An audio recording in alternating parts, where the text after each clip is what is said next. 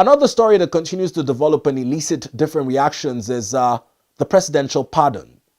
Now, following the pardon of 175 by President Bola Ahmed Tinubu following consultations with the National Council of State, mixed reactions have greeted the outcomes.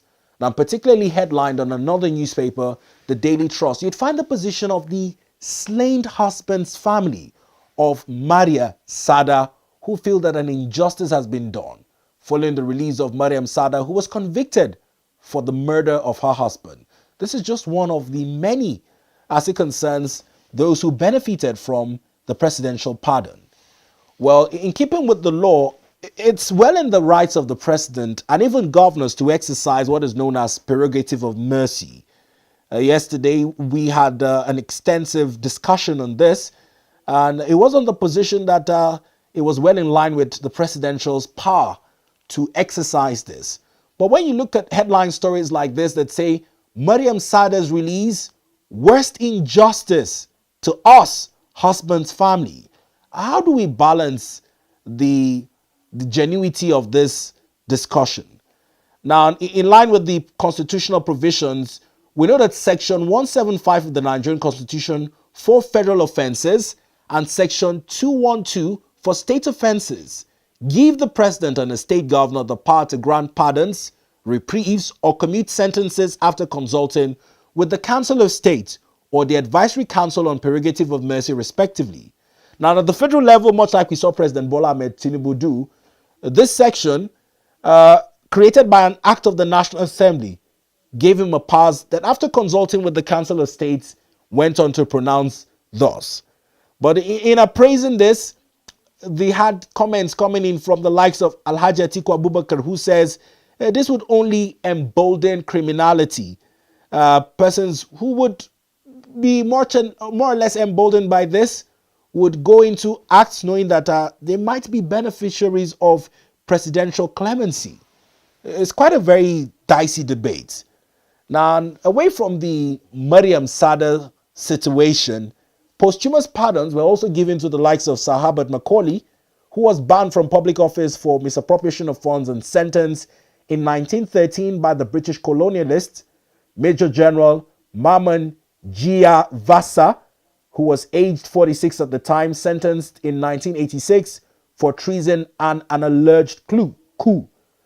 Now, where it gets even dicey is pardons for Nweke Francis Chubueze, aged 44, 7 life sentence at Kirikiri for drug-related offenses involving cocaine. There was also Dr. Nwogu Peters, age 67, 7 a 17-year jail term for fraud, sentenced back in 2013. The list goes on, but not forgetting posthumous pardons as well for the Ogoni 9, the likes of Ken Sadowiwa, sentenced for murder, Saturday Dobi, alongside Nwodi Ewa, Daniel Boko, Paul Levera, Felix Nweta, Baribo Bera, and Bernem Kiobel, and not forgetting John Kupwen, who were part of the infamous Ogoni 9. Now, it will set a precedence going forward, and many will continue to revisit this with debates drawn across lines, dating back to what history serves us in previous presidential pardons. Remember the case of President Umaru Musa Yar'Adua, who granted clemency to the Niger Delta agitators, and that birthed the amnesty in that regard. We'd also look at the case of the former President Goodluck Jonathan, who granted clemency to his former boss, the former governor of Bayelsa State, Alamesia, despite convictions for corruption. And not forgetting 2 ex-governors who were pardoned as well, the former governor of Plateau State, Chief Joshua Chibidare, and that of Taraba State as well, who received pardons from General Olusegun Obasanjo administration at the time, following their convictions as well. This precedent being set will be subject to political debates and also studies in political science in the coming days, I must bet you. Just in recap as well, before we wrap it up on the newspaper review, we'll look at another front cover page, and it's the position of religious leaders in line of a report about Christian genocides, which The National Assembly has also scrutinized this, saying it does not entirely reflect the true position, as both faiths, both the Christian and Muslims, had been at the receiving end of attacks. This was captured earlier on This Day newspaper. We looked at the lead story there. It said religious leaders reject U.S. claim of genocide against Nigerian Christians. We'll look at that front page cover of This Day again, with much focus on the sidelines. It's on the need to not heat up the polity. I know as much as a lot of persons have their positions on these stories, painting Nigeria in what is in terms being rejected by the Christian Association of Nigeria as a country of special concerns is on the negative connotations, as they dismiss the United States' recent classification of attacks on Christians as a genocide, thereby designating Nigeria as a country of special concerns. Well, in a rare development in Nigeria's multifaceted, multi-religious and multi-ethnic society, Christians and Muslims yesterday rejected claims by some prominent U.S. officials that there is an ongoing genocide against Christians in Nigeria, decrying it as a misconception. Now, prominently, the Christian Association of Nigeria in the north, as well as the Jama'atu Nasir Islam, JNI, the umbrella body for Nigerian Muslims communities, as well as the Muslim Rights Concern, MURIC, stated that killers should be regarded as criminals who have no preference of any religious sect. They dismissed the United States' recent classification of attacks by terrorists in the country as genocides, describing the claim as exaggerated and culpable of deepening divisions in an already fragile nation. According to Khan, JNI and MURIC, while violent attacks on religious communities are tragic and unacceptable, the situation in Nigeria is far more complex than the U.S. reports suggest, explaining that attributing the crisis solely to religion ignores the underlying causes such as poverty, banditry, and political manipulation.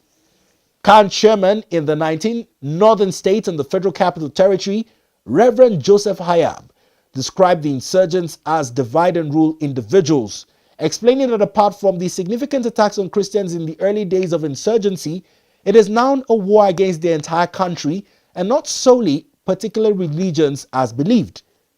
He says, and I quote, "What we find strange is exaggerations of the figures of casualty. Figure that is being played around is an exaggeration. It is outrageous. We don't understand that. These terrorists, when they started, eventually moved beyond just killing Christians and started killing virtually everybody. And they have continued with that. Fortunate for us, in the last 2 years, the development started changing. Because in Kaduna, I remember that between 2016 and 2023 May, I was practically burying either 20, 30 or 50 people per week or per month. But there's a shift because of the ongoing efforts after terrorists. And I forgot the last time I can say in the last 12 months or probably 16 months that I have not buried anybody apart from those who died naturally," Hayab stated, unquote. So it's important that we're finding joint positions by religious leaders who are rejecting this and looking to clarify the narrative. The National Assembly, in its session following resumption from a break at plenary, also deliberated on the need to get the narrative right. Well, these were the prominent stories making feature focus on the headlines this morning. At this point, we'll take a quick break, and when we return, we'll look to revisit our program menu ahead of the handover to Abuja sports editor at top of the hour. We'll look at the build-up of the Super Eagles game at the Nest of Champions at the Godswill Akpabio International Stadium in Uyo, where they're set to take on Group C leaders Benin Republic, who currently sit top of the log standing with 17 points.